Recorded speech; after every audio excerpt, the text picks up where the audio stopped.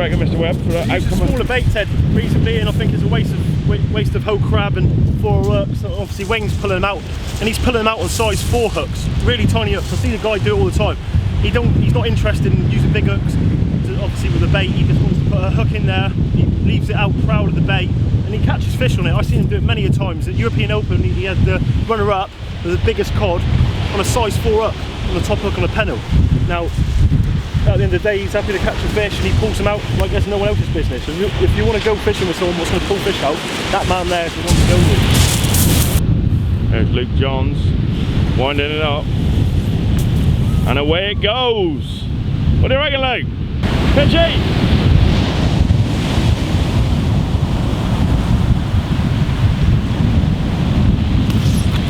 Oh,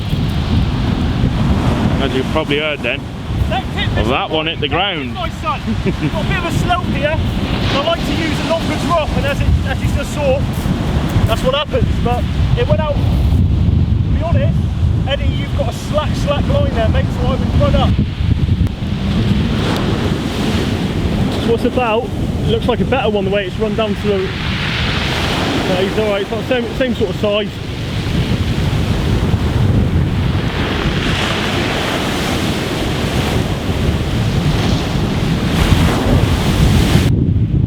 One nice smooth out. Half a crab, single hook. This time I've gone to a bigger hook because the fish are getting a little bit bigger. So I don't want to take any chances. See the mouth on him, look. Hooks perfectly into the side. Job done.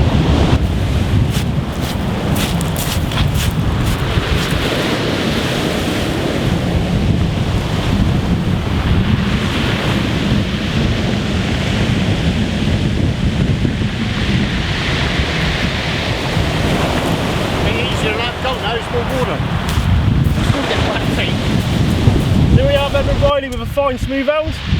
What do you take then, boy? I've got a whole crab on there. Yeah. With pennels, cocks and all up. Yeah. Up tight. Yeah, not a bad fish.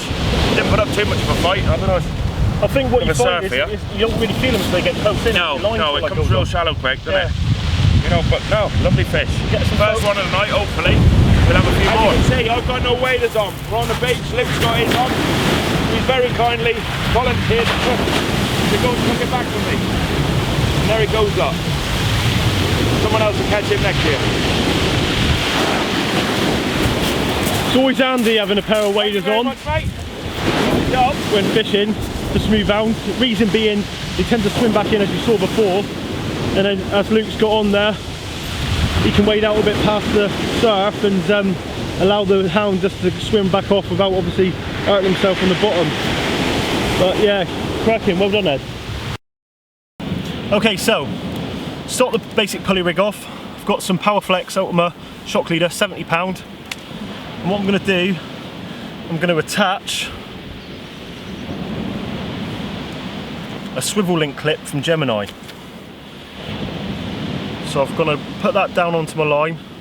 Basic knot as I showed you before, finger in, once round, twice round, 3 times round, 4 times round, pull through the O. Some people like to pull that tag end right back up, but I find it strong enough. Snip your access. Now I'm going to take about 4 foot. I might, yeah, 4.5 foot say. Right. So next thing I'm going to do is take a bead. Now I'm using the larger oversized beads. So I've got 1 bead down, slid down the line. Cox and roll power swivel down the line. Another bead down the line. And then I'm going to attach another Cox and roll power swivel.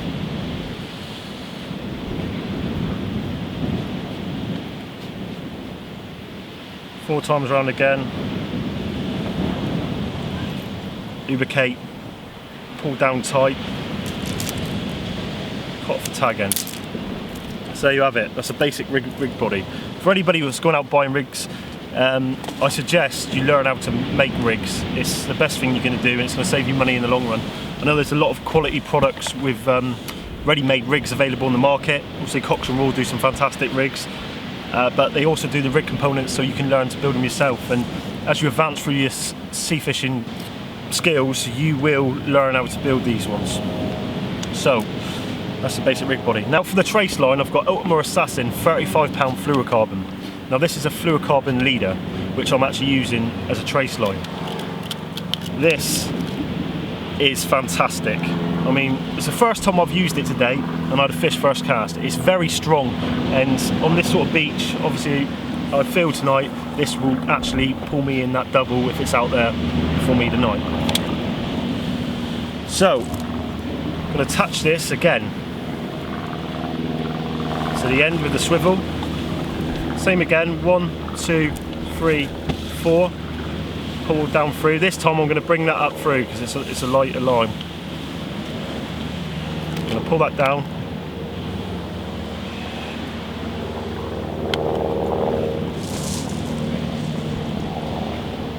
Very, very strong. Snip off the access tag end. And what I've got now is my trace line. Now for my trace line I want to bring it down to the same length as the rig body, to the end of the clip. About so. And there it is. That is the basic trace. Now, because we're in daylight hours at the moment, I'm going to use a 3.0 Uptide Extra. Now that's what I had my smooth hound on earlier on. But as the night progresses, I will be going up to the 4.0 crab hooks. Now this will hold a double crab very, very well, leaving the hook point proud. And this is what I had last year off the same beach, same time of year, 12 pound 8 ounce common off this beach. Now the beach we're on, as it goes down to low water, it's low water, probably 2 hours of the incoming now, but it's very, very shallow, and you find the hounds really show their strength as they scream off down through the shallow water. I mean, you will have the adrenaline kicking right in when you pull a smooth hound in off this beach. Shallow waters, it just goes. I was sitting probably 4 or 5 foot away from my rod, straight on, rod in hand, as the hound started screaming off to the left hand side. Moonlight shining down, me and Lindsay, only people on the beach, and as you're bringing that in, honestly there's nothing like it in the world. But there you go, so that's a trace. So here we go, Cox and Raw 3.0 Uptide Extra. I'm going to go once, twice, 3 times, 4 times, bring him round through, and then I'm going to come back up through that loop.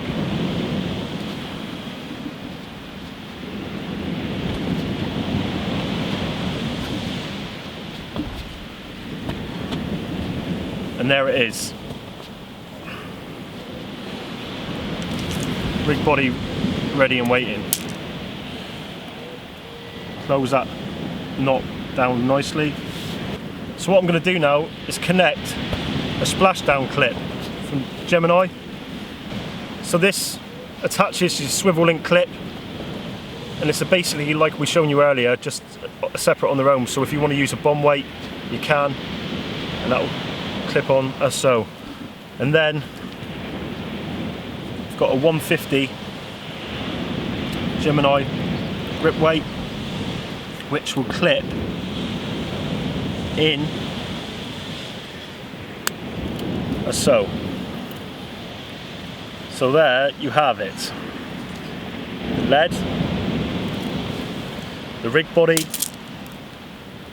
the trace onto the business end. I'll bait up a crab bait now. Okay, here we go. Some lovely prime fresh peeler crab. Southwest Sea Baits. Some people are going to say to me now, why are you chucking away the crab's legs? To be honest, it don't interest me at all. I think it's more of a match angler's bait. Just gets in the way. Then I'm going to peel off the top. Wayne Jarman just flew a cast out there now, so I've got the crab. I'm going to peel back off the outsides now.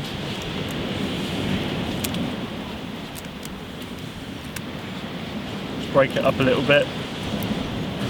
And then what I'm going to do is with the scissors, I'm going to de-lung him. as so. Lovely crab. This is ready to peel now. And now what I'm going to do is I'm going to use half of this. So I'm going to cut him in half.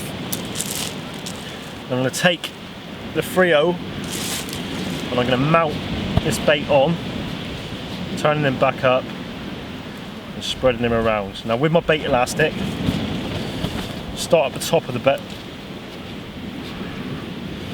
leaving the hook point proud.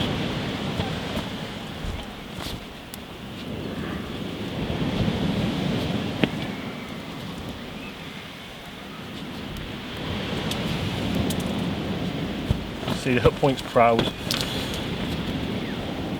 And spin him around a little bit, actually, so loads of fluid coming out of him.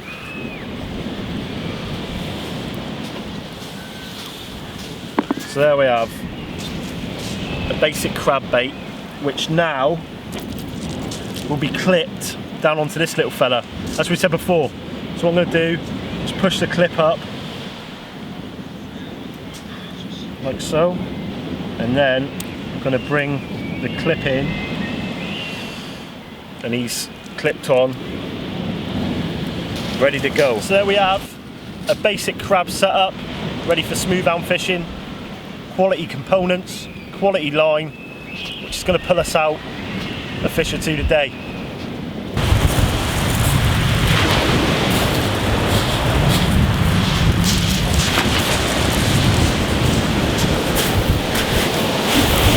Right, so here we have, nice story, smooth hound, top lip, Frio, cocks and rolled up tied extra. Hook's just come out. There we go, nice hound, only small but fingers crossed they get a lot bigger, so let's get him back in the water now.